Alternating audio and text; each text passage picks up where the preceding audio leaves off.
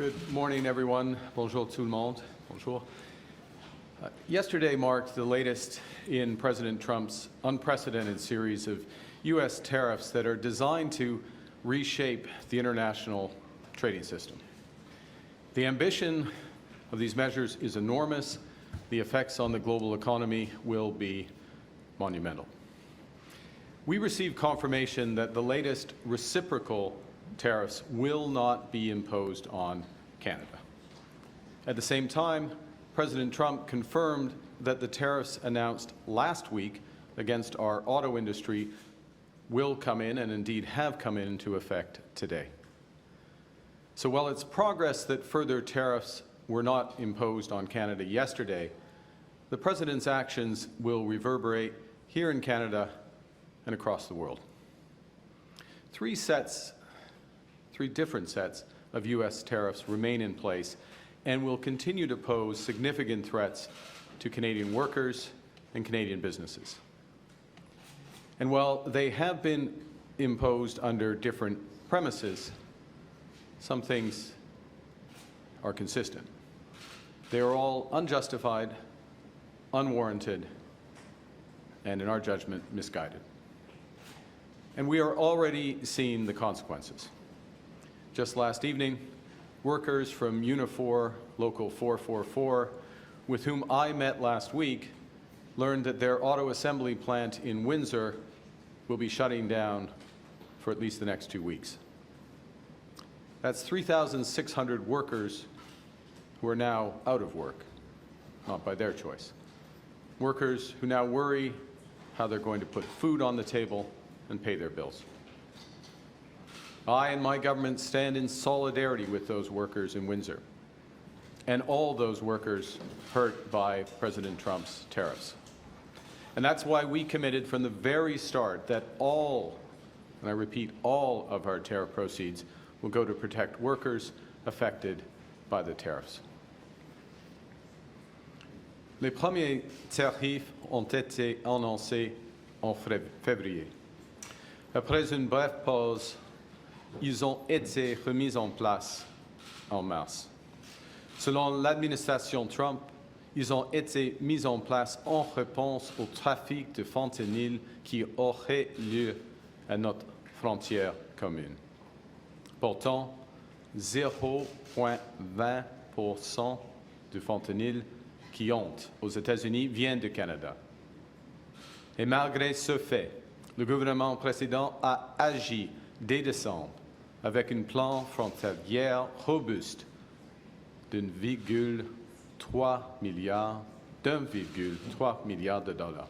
1,3 milliard de dollars. Un plan qui implique de nouveaux outils pour nos forces policières, des hélicoptères, des drones et des équipes canines pour détecter et empêcher le trafic de fentanyl et des produits chimiques utilisés pour produire cette drogue. That plan is working. As U.S. Customs and Border Protection themselves have acknowledged, there was a 97% drop in fentanyl seized at our shared border in January compared to December. In fact, Canada was not mentioned once in the United States annual report that lists the biggest threat to that country. Just last night, the U.S. Senate made it clear that these tariffs are a mistake. The Senate voted to repeal them in a symbolic but important assertion of both fact and solidarity. The second set of U.S. tariffs were imposed in March on steel and aluminum imports from around the world, including Canada. Canada has long been the United States' main supplier of these materials, materials that are vital to building Americans' homes, their cars, their bridges, their consumer goods, and so much more. These materials are vital to powering America's economy. The President pursued similar tariffs on steel and aluminum during his first term, a process which led to thousands of lost jobs in America. Then, as now, those tariffs were in clear violation of trading agreements. Today it's CUSMA, an agreement that the President himself negotiated and promoted during his first term. An agreement that we in Canada have upheld in good faith. Last week, the President and his administration announced their third set of tariffs, this time against auto imports primarily from Mexico and Canada. In the year I was born, Canada and the United States signed the Auto Pact, an agreement that ended auto tariffs between our nations and began a 60-year period, you can guess my age, a 60-year period of close cooperation, partnership, job growth, and prosperity. And that era has now ended unless the United States and Canada can agree on a new comprehensive approach.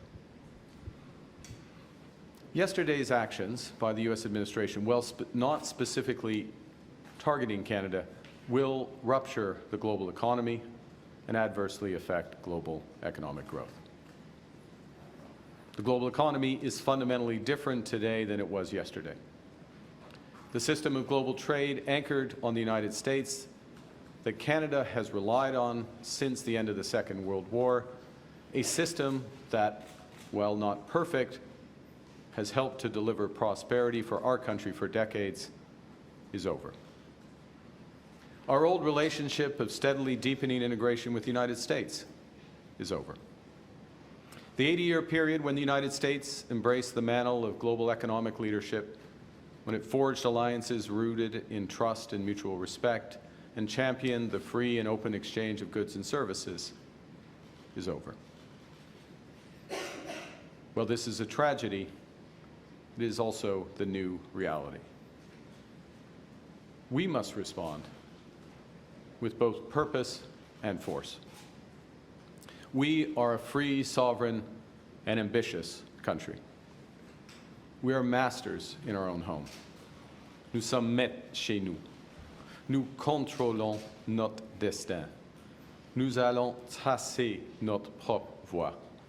Nous choisissons de nous battre, de protéger et de bâtir.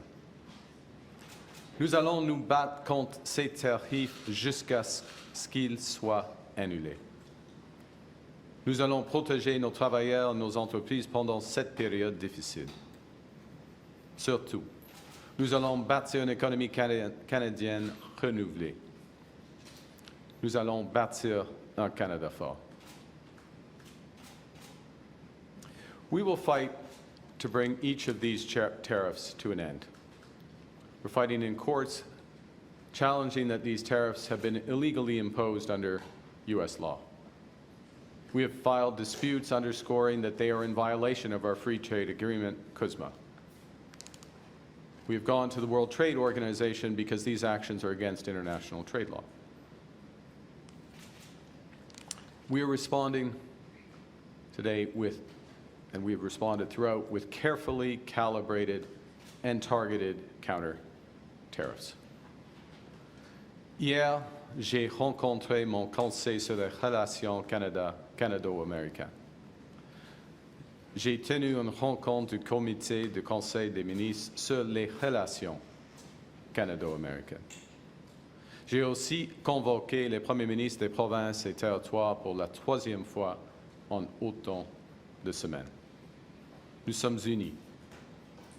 Nous sommes déterminés. As I told President Trump during our call last week, Canada will respond to the U.S. auto tariffs. And today I'm announcing that the Government of Canada will be responding by matching the U.S. approach, with 25% tariffs on all vehicles imported from the United States that are not compliant with CUSMA, our North American Free Trade Agreement, and on the non-Canadian content of CUSMA-compliant vehicles from the United States as well. Our tariffs, though, unlike the U.S. tariffs, will not affect auto parts because we know the benefits of our integrated production system. And they will also not affect vehicle content from Mexico, who is respecting the CUSMA agreement.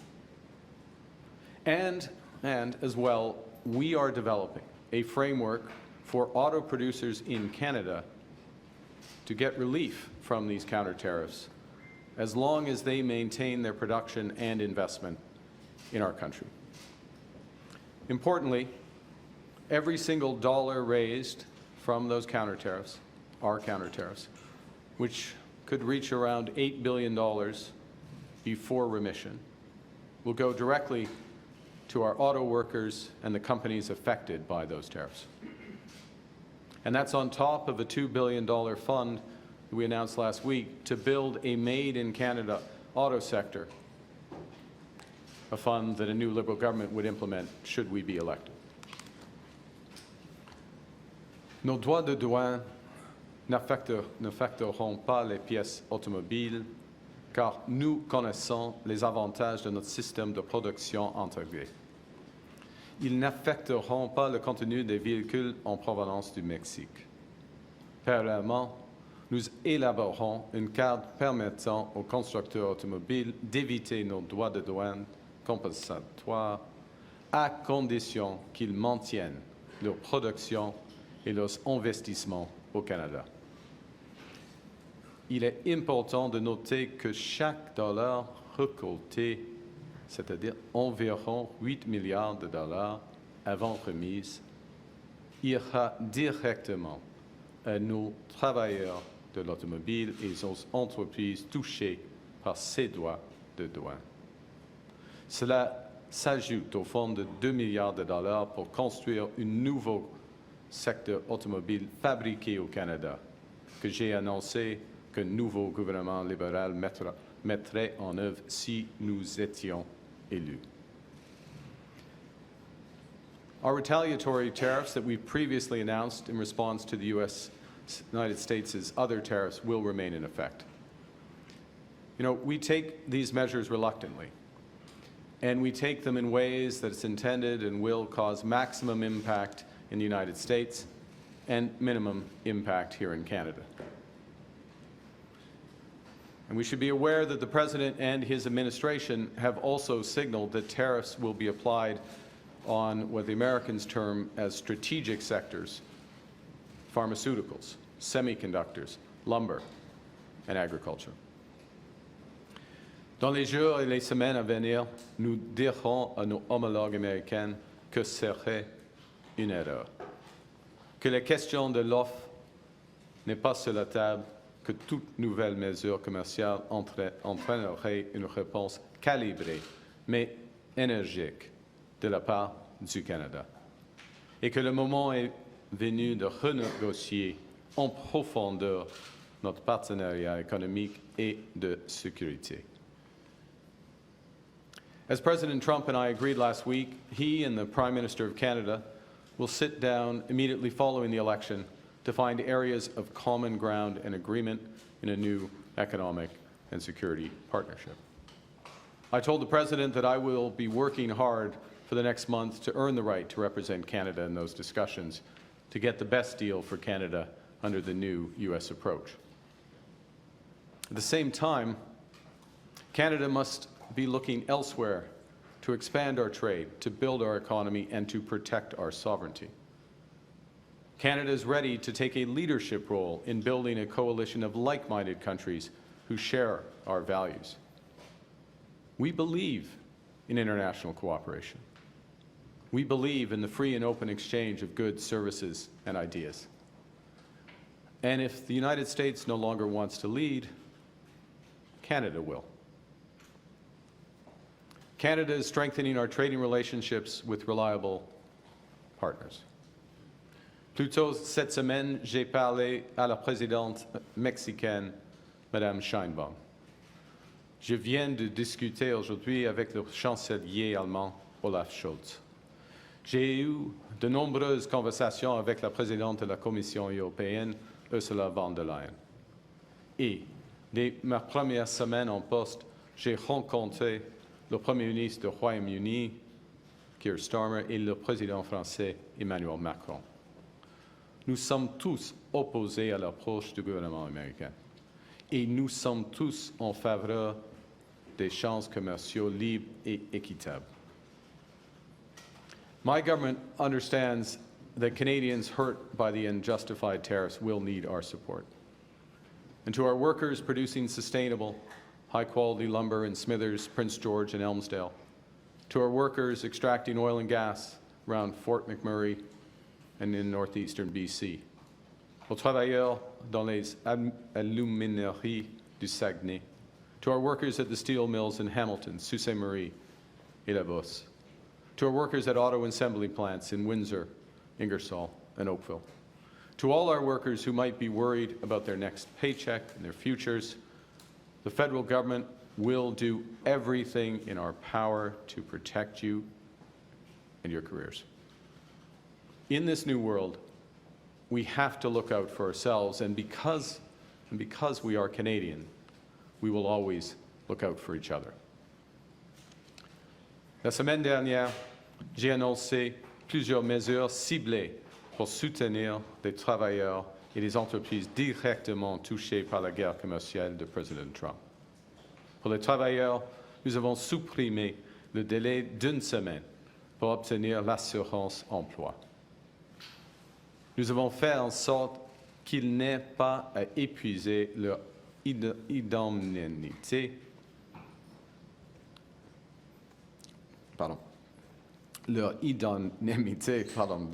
de part avant de toucher l'assurance emploi, et nous avons facilité l'accès à l'assurance emploi.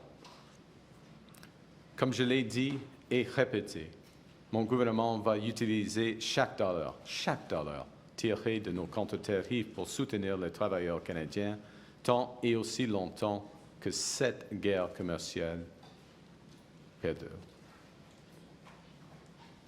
Nous allons aussi appuyer les entreprises canadiennes. Nous avons reporté les paiements d'impôts sur le revenu ainsi que les versements de la TPS et de la TVH pour les entreprises. Nous avons mis en place de nouvelles mesures pour leur fournir de liquidités, une aide financière importante qui va aider nos entreprises à braver cette tempête. Et nous avons augmenté le financement des agences de développement régional. Fighting back against U.S. tariffs and protecting our workers are our most immediate priorities. But they are not sufficient. Our task as a nation in the coming weeks and months and years is to think bigger and to act bigger. We can draw strength right now from each other. From Canadians who are supporting local businesses, Canadians who are buying Canadian, Canadians who are changing their travel plans, and Canadians who are helping each other as neighbors. We are powerful when we act together. From providing refuge to stranded passengers in Gander to fighting forest fires in California, Canadians have done extraordinary things for Americans when they needed it most. Now, more than ever, we need to do extraordinary things for ourselves. We will need to do things previously thought impossible at speeds we haven't seen in generations. Breaking down internal trade barriers so that we can have one Canadian economy, not 13. Making Canada more productive and competitive. Building things in this country again. Millions more homes. Building clean and conventional energy. Building more public transport, more mines, more assembly lines. Building new trade corridors with reliable partners. Building a Canada that works for everyone. A Canada that everyone can afford. A Canada worthy of its people. Last week, I met a teacher from Glen Williams Public School in Georgetown, Ontario. And she told me about a routine assignment, that she had given to her 9- and 10-year-olds. And the children were asked to describe their dreams for Canada. So some kids wrote about a country free of poverty, others dreamt of clean air and water, or a place where everyone enjoyed equal rights, dignity, and respect. These are what we all want for ourselves and for each other. But many also wrote about tariffs and threats to our sovereignty, words that I hadn't met at that age. And I'm going to quote one which is representative. I dream of a safe, a kind, and a clean Canada. A Canada that is not the U.S. Our children should be able to dream about a positive future, not worry about an economic crisis. Les Canadiens et Canadiennes sont inquiets, et c'est normal quand il y a des grands changements. Ce n'est pas nous qui avons changé. Nous sommes restés les mêmes fiables, fiers et forts. Nous vivons dans un nouveau monde, et ça vient avec nouveaux défis. Given the prospective damage to their own people, the American administration should eventually change course. But I don't want to give false hope. The President believes that what he is doing is best for the American economy. He believes that it's best for American workers.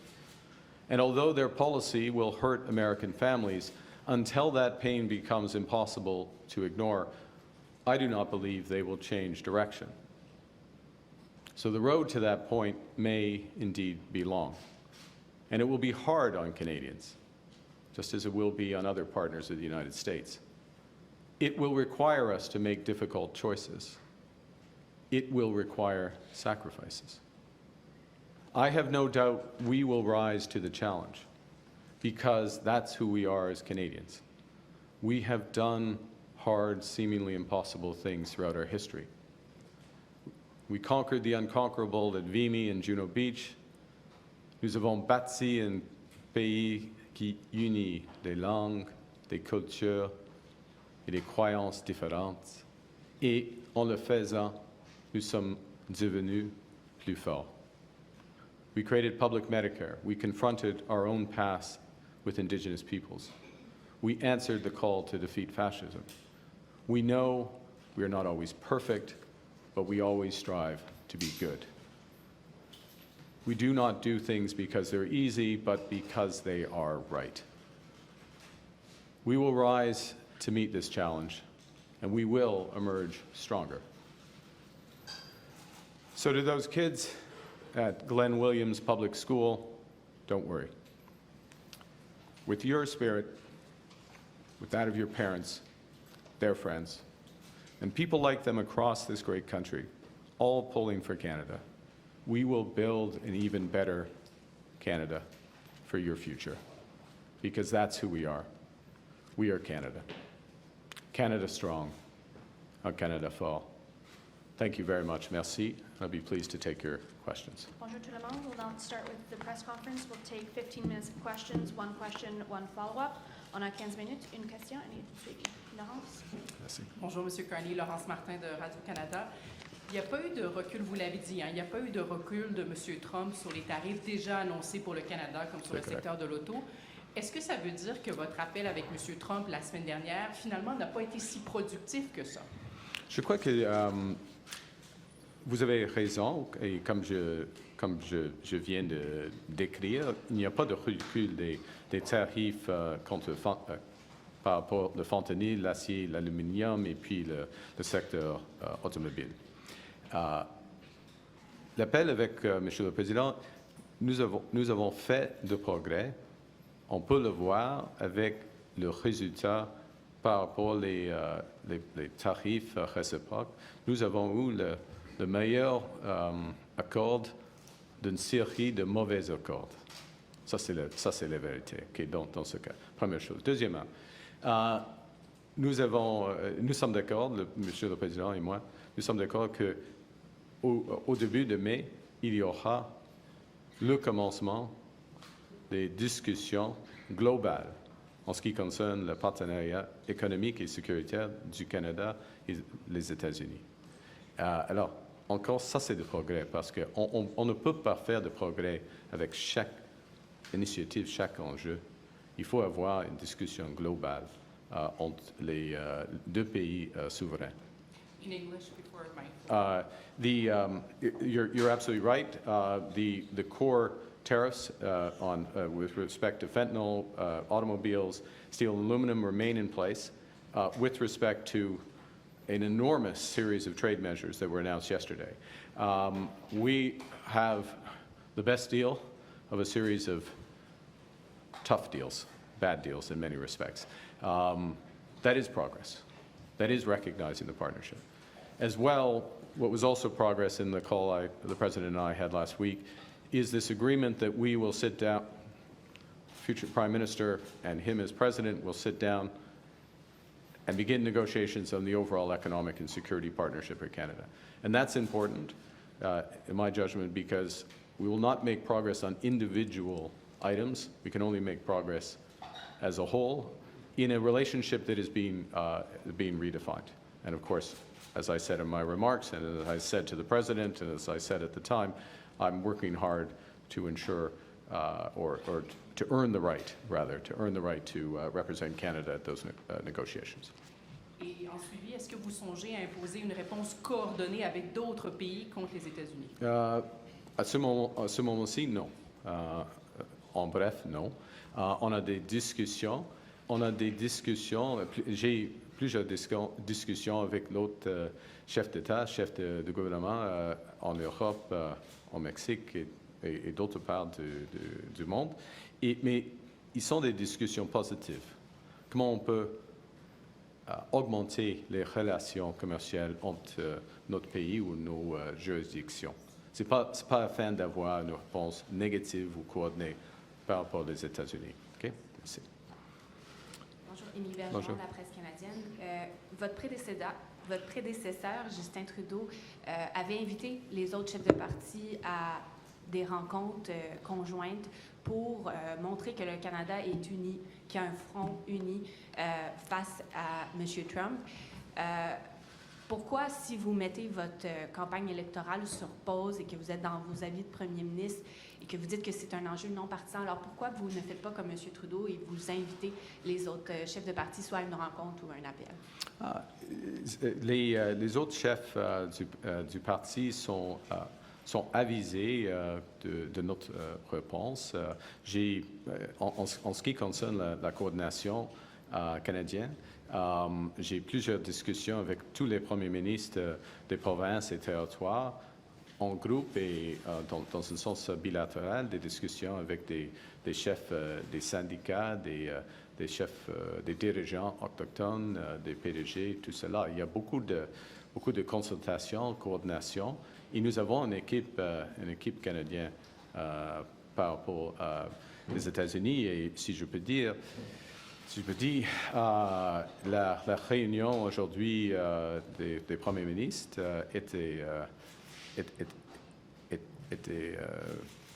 fantastique dans un sens, parce que nous sommes tous alignés. OK. Ça n'a pas vraiment répondu à ma question, mais je vais aller sur un autre sujet, la gestion de l'œuf. Pardon. Vous avez dit que vous voulez protéger la gestion de l'œuf, mais est-ce que vous vous engagez, si vous êtes élu premier ministre du prochain gouvernement, à déposer un projet de loi, comme il y en avait un devant la Chambre des communes au Sénat, pour vraiment l'inscrire dans une loi que la gestion de l'œuf, c'est une ligne rouge, ça ne peut pas faire partie d'une négociation commerciale, puisque le gouvernement précédent, le gouvernement sortant, avait voté pour un tel projet de loi. Donc, est-ce que vous vous engagez à redéposer? OK. On commence avec le fait que c'est un nouveau gouvernement. Il y a des changements. Nouveau premier ministre, nouveau gouvernement. Et en ce qui concerne les négociations avec les États-Unis, dès que le 1er janvier ou le mi-janvier, en effet, quand j'ai commencé ma campagne pour la chefferie libérale, j'ai dit clairement que la gestion de l'œuf, la langue française et la culture ne seront jamais sur la table. Ça, c'est une ligne rouge, une ligne claire.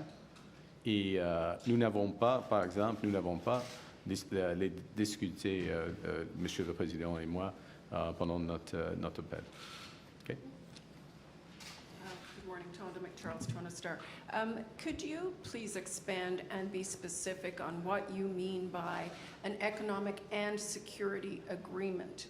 Is that a new CUSMA, or is that some other deal that renegotiates NORAD or some other broader security agreement? So it's, from our perspective, if I may, that there have been so many, I would say from our perspective as government, my personal perspective, also from the perspective of workers, businesses, investors, Canadians, there have been so many violations, outright violations of CUSMA. There's supposed to be, I'll give you one example, one of many examples, but for steel and aluminum, there is an explicit side letter in CUSMA which says that there needs to be 60-day consultations for any changes. That obviously was not the case. There are many other examples of this. There have been so many of these violations that there is a need to have a renegotiation and a reaffirmation of which elements of the commercial relationship, the trading relationship, stand. Now, they may change, given the objectives of the United States. They may change, given, in fact, I think they will change from our perspective as well, in terms of what we need to do that's best for Canada, given the new U.S. position on so many things. As well, it is sensible, in my judgment, that we also discuss defense and security partnership. We have a long-standing defense and security partnership.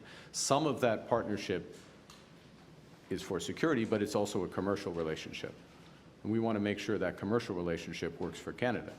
I will observe that 80%, 80 cents on every dollar that we spend on military equipment in its broadest sense goes to the United States. In the current stance of the relationship, that doesn't make sense. So we want to sit down and have everything on the table and have that discussion, everything on the table within commercial, subject to my previous response to the last question. So I understand that not to be all balled up in one agreement, separate agreements, but in the future negotiation then, I want to understand what you take from President Trump's 12% reciprocal tariff, sort of that he has hanging over Canada, even if he lifts the border tariffs you call unjustified. So I think there are several things, if I may, and it's hard to predict all elements of this, but there's certain sectors in the North American economy, the Canadian-U.S. economy, that fundamentally rely on the integration in those sectors. There's no better example of this than in autos, where it literally has been built up over my entire lifetime. And that the competitive threat in North America is from Asia, not within North America. And it will become our judgment, and the judgment, I would say, of virtually everybody who works in the auto industry, virtually everyone, not everyone, not the UAW apparently, but I think they're going to find out, that this is going to damage the U.S. auto industry as well as the Canadian auto industry. And it's going to damage the industry relative to competition from Asia. So when there's that discussion, the question, part of the discussion is going to be, how do we put back together elements of that integration? And if it's not going to come, how are we going to act in Canada? And we're going to do this, elements of this anyways, if my government is elected, which is to build a true Made in Canada strategy that makes us much more resilient with the U.S. So, Tonda, I can't pre-wire all those discussions, but what I know is that trying to have a discussion, given the scale of ambition of the United States, given all the measures they've taken, not just against Canada, but against the whole world, that we are not going to make progress if we try to focus on only one issue. We need to reset the overall relationship. We need to set the boundaries around that, where we're going to work together, reestablish confidence, first and foremost for Canadian workers and their families, so that they know where their careers are, where their jobs are, and then more broadly for investors and business. Okay? Thank you. Good morning, Prime Minister. Jillian Piper with Global News. Are you planning to have another phone call with President Donald Trump to discuss these tariffs? If it's appropriate, we will. We agreed that we would, when we last spoke, that we would talk as needed over the coming weeks. So it may happen. There's not one scheduled. And as I said, I'll just reiterate, when we spoke, I did advise the President that we would be retaliating against the auto tariffs. We were going to wait to see what happened with these reciprocal tariffs that were announced yesterday. We have taken a very focused, calibrated response, balanced response, one that creates incentives for the automakers. So as appropriate, we will speak. I'm very conscious, we're very conscious that there are additional measures likely to come in other sectors, including forest products, pharmaceuticals, and others. You said previously that the relationship that Canada had with the United States is now over. Is the U.S. still our ally? The U.S. Absolutely. Look, the U.S. is absolutely our ally. It's our ally in security and defense partnerships. It's our most important security ally, for example. It's still, even with these tariffs, the largest trading partners. The point I made last week, the point I made again today, is part of what our relationship has been based on, though, has been a degree of integration between our economies, our trade becoming closer and closer together. That is over. I mean, we saw that that was ending a while ago. It's now emphatic. I think the world is learning that that is over. That creates real challenges for us. We're not sugarcoating it. We're absolutely clear about that. It also, though, creates an enormous opportunity for a country like Canada, which has virtually everything that the world wants, has a lot of things that the U.S. wants, and they're going to find out how much they want it with these tariffs. So we have virtually everything the world wants. And when I talk to leaders in Europe, when I talk to the Mexican president, they want to work with us. They want to cooperate with us. And I'll say one other thing, if I may, and then hand, which is one of the things, and I'll go back to Team Canada, Premier Smith, Premier Moe, Monsieur le Premier Ministre Legault, all of those premiers in the very short term either have just gone on major trade initiatives to Europe in some cases, or about to go to trade missions in Asia. That's the Team Canada approach. That's the coordinated approach that we need. And I think Canadians, again, not sugarcoating the challenges, but can be very encouraged about the sense of purpose and action at different levels to move forward. Enfin, les alliés ou... Oh, oui, les États-Unis, bien sûr, les États-Unis est encore un allié du Canada. Les États-Unis, c'est notre allié la plus importante en ce qui concerne les matières de sécurité et de la défense, par exemple. Mais le monde change. OK. Ashley, please. Ashley Burke, CBC News. Good morning. You have talked about this, the old relationship when it comes to the tight military and security cooperation being over. So what exactly are you picturing, and what does that mean for NORAD?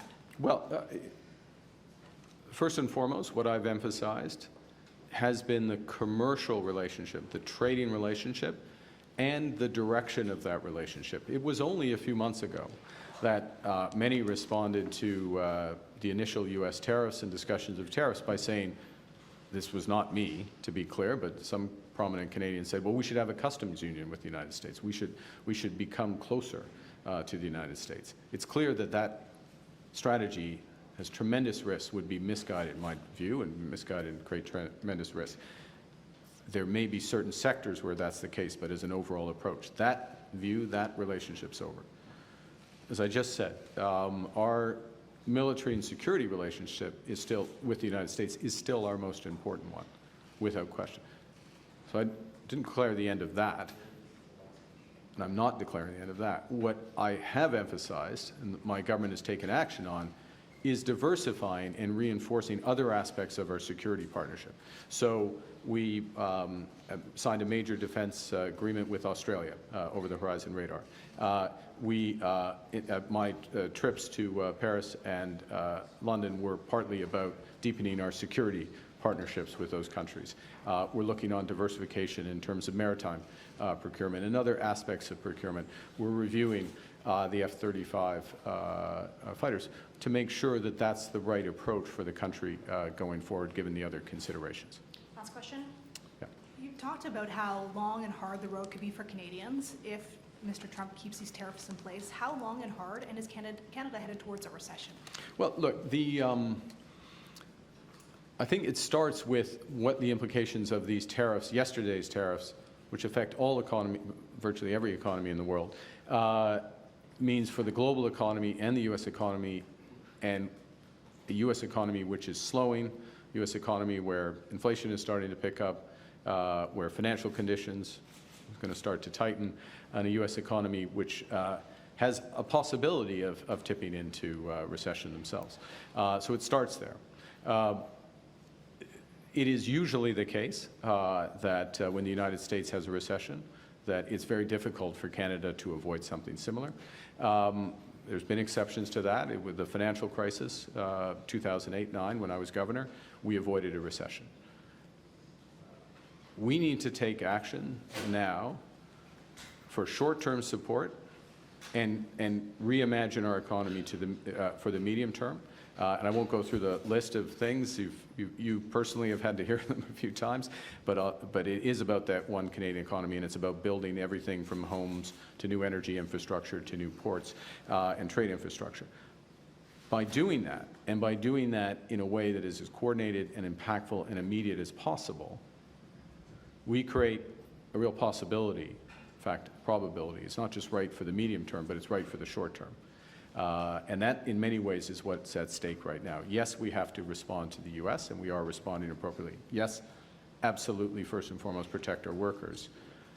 But we need to do much more than that, which is to build this economy. And in doing that, we can avoid the slowdown that is coming. Well, we can do better than the United States. That's my point. We can do better than the United States. Exactly where that comes out depends on how much damage they do to their economy. Thanks, everyone. That En concludes. français, sur le dernier aspect, en ce qui concerne le taux de croissance à l'échelle globale, ce qui est sûr est que les tarifs américains vont desserrer au moins l'économie mondiale, y compris et surtout l'économie américaine. Et à ce moment-ci, l'économie américaine ralentit et l'inflation aux États-Unis augmente. Alors, c'est une combinaison très difficile pour eux. Et c'est avant d'avoir des grands tarifs. Dans ces circonstances, normalement, il y a un fort ralentissement de l'économie canadienne. Mais on l'a évité en 2008, quand j'étais gouverneur de la Banque du Canada, et nous pouvons réduire l'impact négatif, les retombées négatives de l'économie américaine d'ici au Canada avec de la force, de la force économique, y compris tous les volets afin de bâtir une économie forte. Okay, thanks, C'est tout? everyone. Yeah. Sorry, we're done. Sorry. Thank Oh, you. sorry. Thanks, everyone. Okay, merci. Thank you.